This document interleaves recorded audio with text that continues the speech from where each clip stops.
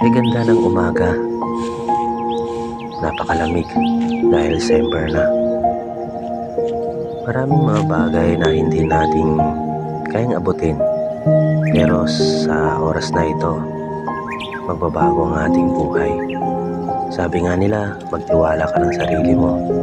Maging malakas ka, maging matapang ka. Dahil balang araw, sisikat ang iyong bituin ng subod ng ningning. Lahat magagawa mo pag ito ay sumikat na.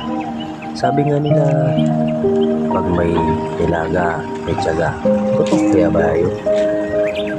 Ginagawa naman natin ang lahat ng ating makakaya sa buhay pero handa tayong lumaban.